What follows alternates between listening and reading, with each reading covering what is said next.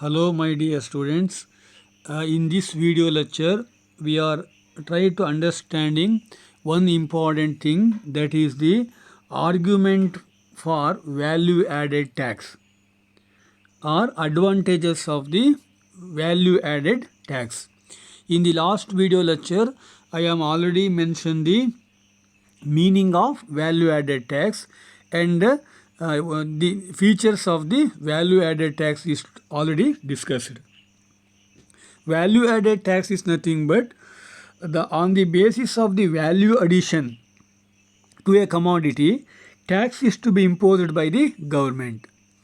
The value added tax is one of the recent tax reforms introduced in the Indian economy. Value added tax is one of the important taxation system introduced by the government of India in the recent year.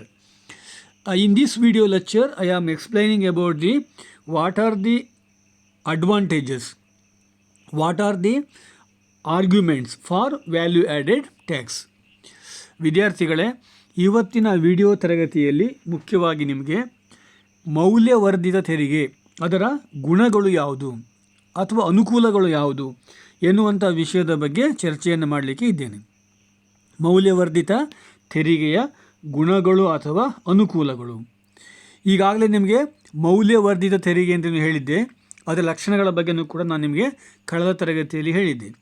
ಮೌಲ್ಯವರ್ಧಿತ ತೆರಿಗೆ ಅಂತ ಹೇಳಿದರೆ ಸರಕುಗಳ ಮೌಲ್ಯವರ್ಧನೆಯ ಆಧಾರದ ಮೇಲೆ ಹೆಚ್ಚುವರಿ ಮೌಲ್ಯವರ್ಧನೆಗೆ ತೆರಿಗೆಯನ್ನು ಹಾಕುವಂಥ ಒಂದು ವ್ಯವಸ್ಥೆ. ಅದಕ್ಕೆ ನಾವು ಮೌಲ್ಯವರ್ಧಿತ ತೆರಿಗೆ ಅಂತ ಹೇಳ್ತೇವೆ. ಇದು ಅನೇಕ ಲಕ್ಷಣಗಳನ್ನು ಹೊಂದಿದೆ. ಅದರ ಬಗ್ಗೆಯೂ ಕೂಡ ನಾನು ನಿಮಗೆ ಕಳೆದ ವಿಡಿಯೋ ತರಗತಿಯಲ್ಲಿ ನಾನು ಹೇಳಿದ್ದೆ. ಮತ್ತೊಮ್ಮೆ ಅದನ್ನು ನೋಡಿಕೊಳ್ಳಿ. ಇವತ್ತಿನ ತರಗತಿಯಲ್ಲಿ ಮುಖ್ಯವಾಗಿ ಮೌಲ್ಯವರ್ಧಿತ ತೆರಿಗೆಯ ಗುಣಗಳು ಏನು, ಅದರ ಅನುಕೂಲಗಳೇನು ಎನ್ನುವಂಥ ವಿಷಯದ ಬಗ್ಗೆ ನಾವೀಗ ಚರ್ಚೆಯನ್ನು ಮಾಡಬೇಕು. In this video lecture we are concentrate only on the advantages of the value added tax. The first and foremost advantages of the value added tax: more resources even at a low tax rate. Under the value added tax, more resources is to be mobilized. Even government impose the very low tax rate and higher amount of resources. That is one of the important advantages of the value added tax. On the basis of the value addition to the commodity, right from the beginning of raw material to the a finished good, on the basis of the value addition, government impose a very small percentage of tax, but it creates a big changes in the mobilization of the resources. That is one of the important advantages of the value added tax. ಮೌಲ್ಯವರ್ಧಿತ ತೆರಿಗೆಯ ಬಹಳ ಪ್ರಮುಖವಾದ ಒಂದು ಅನುಕೂಲ, ಮೊಟ್ಟ ಮೊದಲ ಅನುಕೂಲ ಏನು ಅಂತ ಹೇಳಿದರೆ, ಕಡಿಮೆ ತೆರಿಗೆಯ ದರದಲ್ಲಿ ಹೆಚ್ಚಿನ ಸಂಪನ್ಮೂಲಗಳ ಕ್ರೋಢೀಕರಣ. ಕಡಿಮೆ ತೆರಿಗೆಯ ದರದಲ್ಲಿ ಹೆಚ್ಚಿನ ಸಂಪನ್ಮೂಲಗಳ ಕ್ರೋಢೀಕರಣ ಅಂದರೆ ಸರ್ಕಾರ ಕಡಿಮೆ ತೆರಿಗೆಯನ್ನು ಹಾಕಿಬಿಟ್ಟು ಸಂಪನ್ಮೂಲವನ್ನು ಹೆಚ್ಚಾಗಿ ಕ್ರೋಢೀಕರಿಸಲಿಕ್ಕೆ ಈ ಒಂದು ಮೌಲ್ಯವರ್ಧಿತ ತೆರಿಗೆ ಸಾಧ್ಯ ಆಗುತ್ತೆ. ಸರ್ಕಾರ ಅತಿಯಾಗಿ ತೆರಿಗೆ ಹಾಕೋದಿಲ್ಲ, ತೆರಿಗೆ ಹಾಕುವಂತಹ ಪ್ರಮಾಣ ಕಡಿಮೆ ಇರುತ್ತೆ, ಆದರೆ ಸಂಪನ್ಮೂಲಗಳ ಸಂಗ್ರಹ ಜಾಸ್ತಿ ಇರುತ್ತೆ.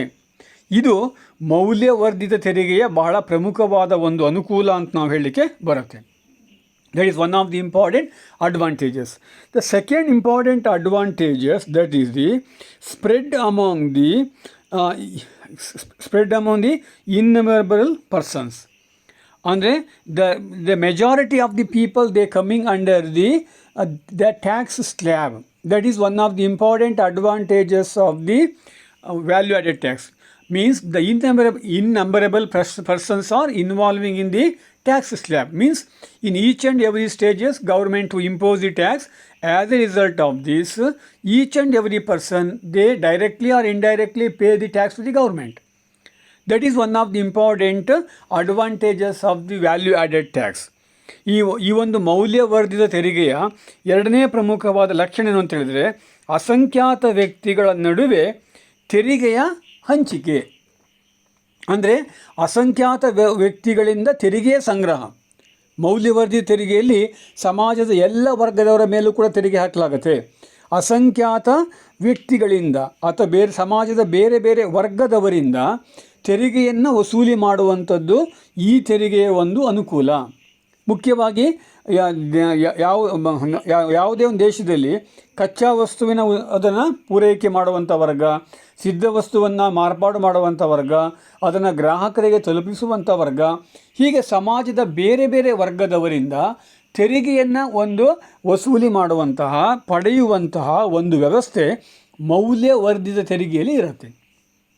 ಅಂದರೆ ಮೌಲ್ಯವರ್ಧಿತ ತೆರಿಗೆ ಇದೆಯಲ್ಲ, ಇದು ತುಂಬ ಅನುಕೂಲಕರವಾದಂಥ ಒಂದು ತೆರಿಗೆಯ ಪದ್ಧತಿಯಾಗಿ ನಮಗೆ ಕಂಡುಬರ್ತಿದೆ. ಸಮಾಜದ ಹೆಚ್ಚಿನ ಜನ ಈ ತೆರಿಗೆಯ ವ್ಯಾಪ್ತಿಗೆ ಒಳಪಡ್ತಾ ಇರ್ತಾರೆ. The next important advantages, the third important advantages of the value added tax, that is the neutral in application. The neutral in application in the sense, at the time of application of the tax, the effect of the tax is very, very less. That is the neutral at the time of application. At the time of introduction of the value added tax, it affects the society in a very, very low level.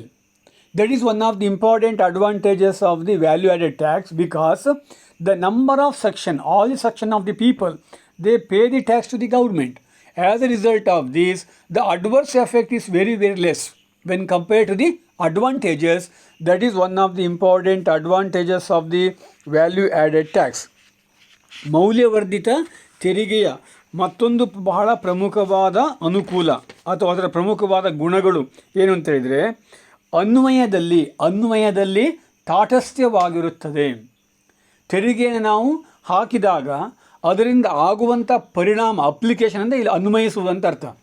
ತೆರಿಗೆಯನ್ನು ಹಾಕೋದ್ರಿಂದಾಗಿ ಆಗುವಂಥ ಪರಿಣಾಮ ಇದೆಯಲ್ಲ, ಅದರಲ್ಲಿ ತಾಟಸ್ಥ್ಯವಾಗಿರುತ್ತೆ. ತೆರಿಗೆಯ ಅನ್ವಯದಲ್ಲಿ ತಾಟಸ್ಥ್ಯವಾಗಿರುತ್ತೆ. That is one of the important advantages of the value added tax. ತೆರಿಗೆಯನ್ನು ಹಾಕುವಾಗ ಅದರ ಆಗುವಂಥ ಪರಿಣಾಮಗಳ ಬಗ್ಗೆ ತುಂಬ ಇಲ್ಲಿ ತಾಟಸ್ಥತೆಯನ್ನು ಹೊಂದಲಾಗಿದೆ. That is one of the important advantages. The next important advantages of the value added tax, the fourth one is it is an incentive to the small businessmen. Value added tax is considered as an incentive to the small businessmen. The small businessmen are benefited a lot of under the value added tax system. They pay only small portion of tax.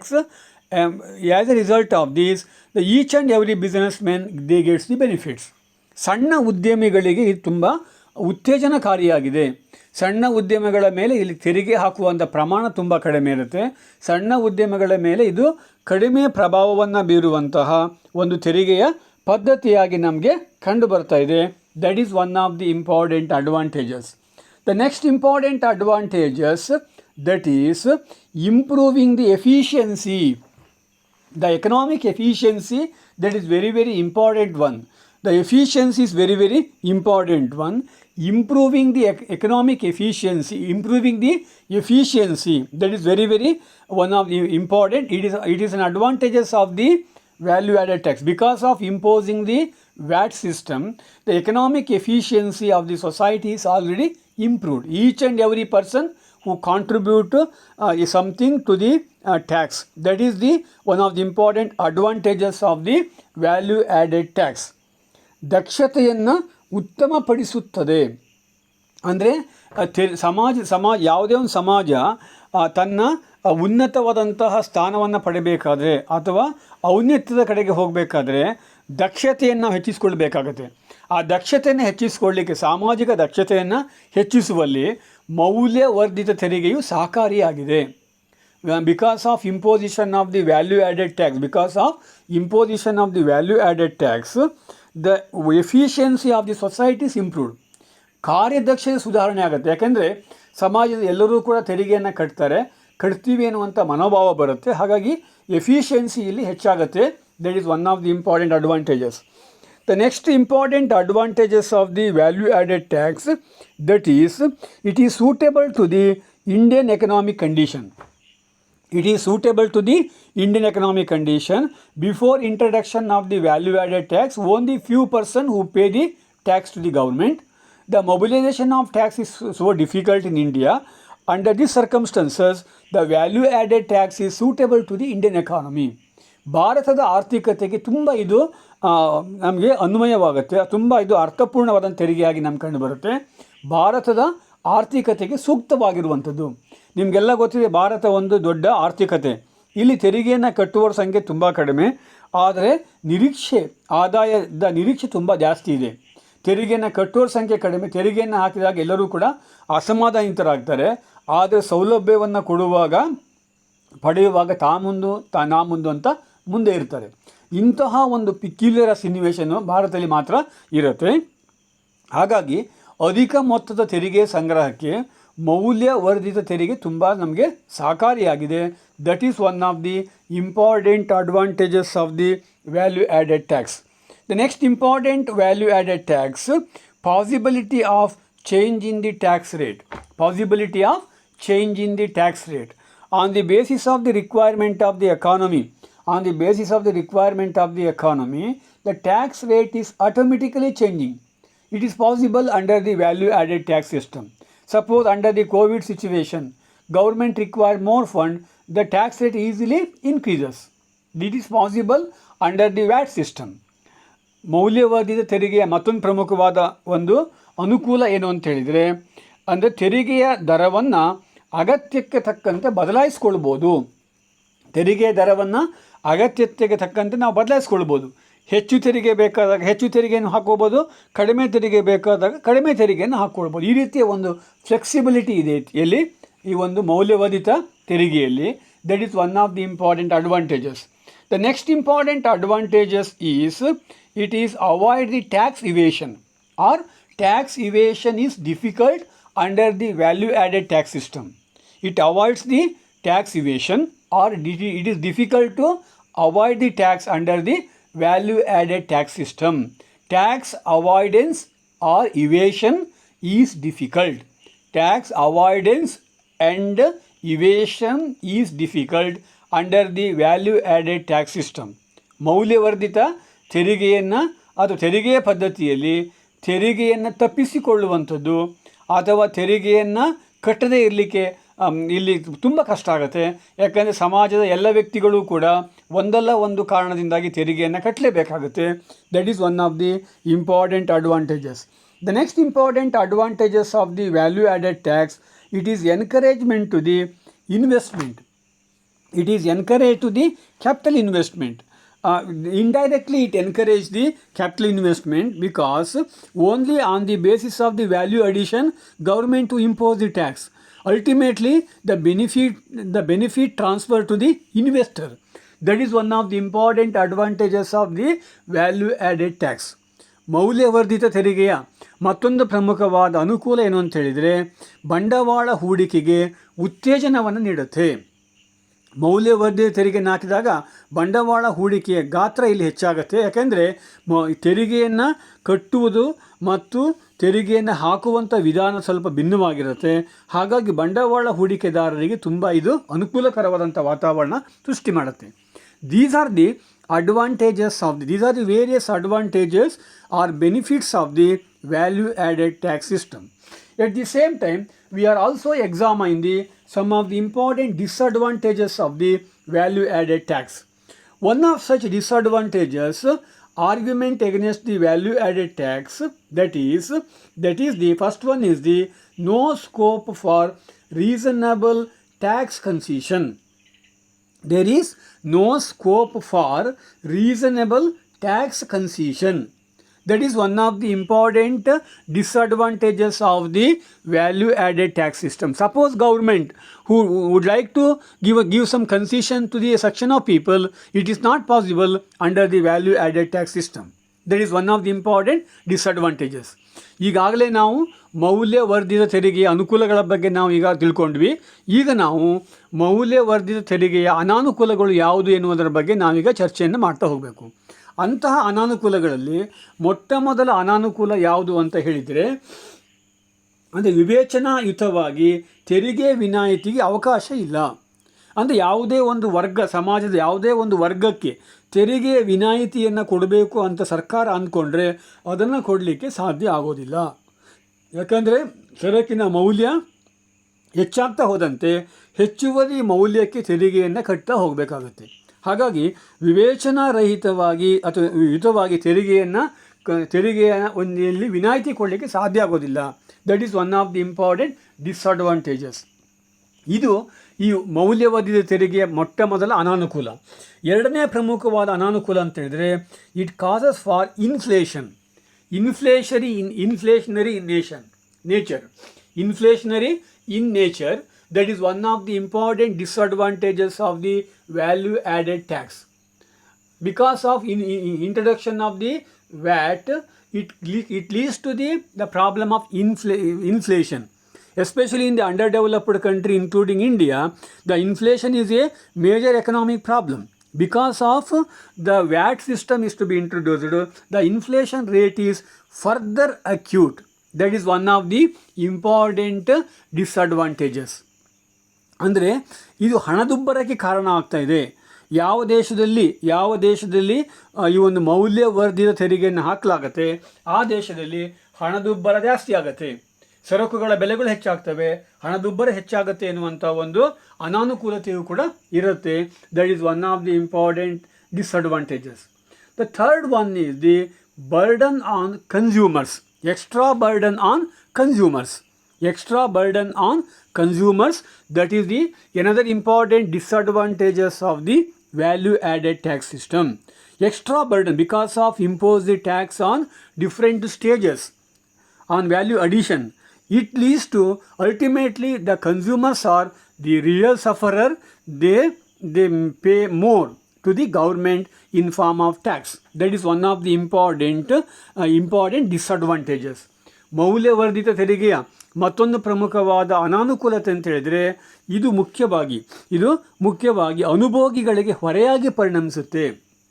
ತೆರಿಗೆಯನ್ನು ಬೇರೆ ಬೇರೆ ಹಂತಗಳಲ್ಲಿ ಹಾಕಿದರೂ ಕೂಡ ಅಂತಿಮವಾಗಿ ಆ ತೆರಿಗೆಯ ಭಾರವನ್ನು ಹೊರುವಂಥದ್ದು ಯಾರಾಗಿರ್ತಾರೆ ಅಂತ ಹೇಳಿದರೆ ಈ ಅನುಭೋಗಿಗಳೇ ಆಗಿರ್ತಾರೆ. ಅನುಭೋಗಿಗಳಿಗೆ ಹೆಚ್ಚಿನ ಹೊರೆಯಾಗಿ ಇದು ಪರಿಣಮಿಸುತ್ತೆ. That is one of the important disadvantages. The fourth important disadvantages, that is decline in the mobilization of resources. The fourth one is it leads to decline in the resource mobilization. The tax mobilizing capacity of an economy, that is automatically declining because of value added tax system introduced in any country. ಅಂದರೆ ಈ ಒಂದು ಮೌಲ್ಯವರ್ಧಿತ ತೆರಿಗೆಯ ಮತ್ತೊಂದು ಪ್ರಮುಖವಾದ ಅನಾನುಕೂಲತೆ ಏನು ಅಂತ ಹೇಳಿದರೆ ಇದು ಮುಖ್ಯವಾಗಿ ಸಂಪನ್ಮೂಲಗಳ ಕ್ರೋಢೀಕರಣದಲ್ಲಿ ಅಥವಾ ಕ್ರೋಢೀಕರಣಕ್ಕೆ